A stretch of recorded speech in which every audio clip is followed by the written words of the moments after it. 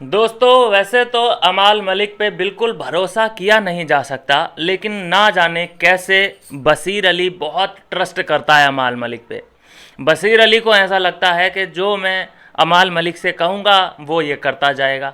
जैसा कि देखा गया यहाँ पे ये सीख दे रहा है कि देखो नेहल से ज़्यादा बातचीत करना अच्छा नहीं है। ये अपनी अंदर की जो बातें हैं, हमारे सीक्रेट्स हैं, जो हमारे थॉट्स हैं, ये उनको हमारे ही खिलाफ यूज कर सकती है।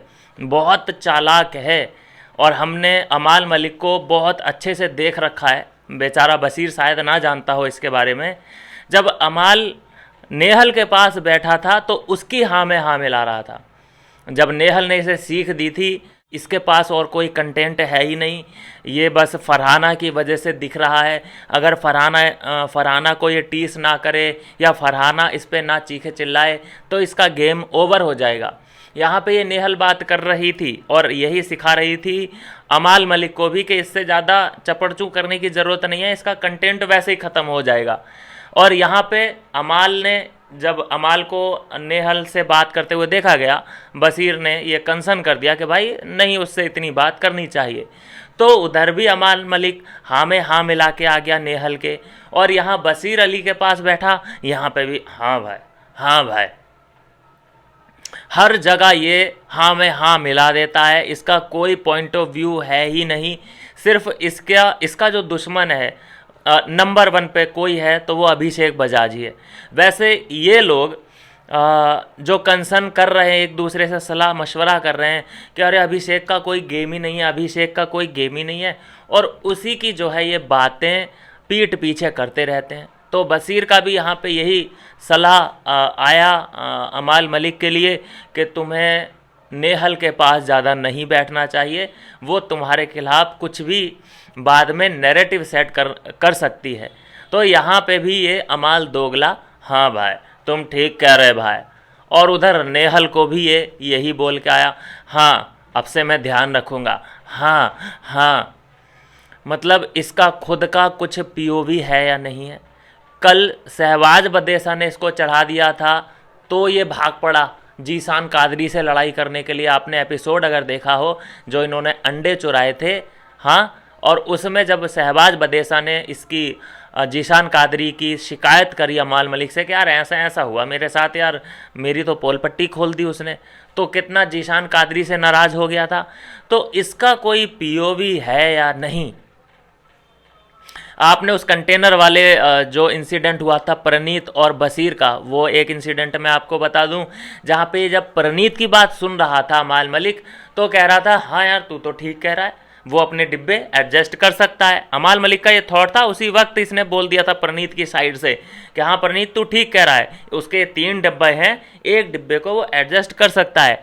लेकिन जब वो वहाँ से बशीर के पास आया और बशीर ने अपनी कहानी सुनाई कि नहीं वो जो उसके बोलने का तरीका था ना वो मेरे को पसंद नहीं आया, तो फिर ये बशीर की साइड था कि अरे तब तो वो गलत है भाई, अगर वो उसने ऐसा बोला है तो फिर तो वो गलत है। तो मतलब इसका कोई पीओवी है या नहीं। और सलमान खान इस अमाल हुतिये में अपना विनर देख रहे हैं, उसको एक तरीके से ट्रीट किया जा रहा है कि भाई तू ही है इस सीज़न का करता धरता, तू नहीं होता तो पता नहीं इस सीज़न का क्या होता, तू लीडर नहीं, तू राजा है इस पूरे एम्पायर का। ऐसे उसको चढ़ा बढ़ा दिया जाता है, वो अपने आप पे ही शक करने लगता है कि यार वाकई क्या मैं मतलब इतना इम्पोर्टेंट हूँ क्या यहाँ पे, मैं मतलब कुछ हूँ इसका मतलब। ऐसे करके उसे प्रेज़ किया जाता है और उस प्रेजिंग में आ जाती है कुनिका खुद।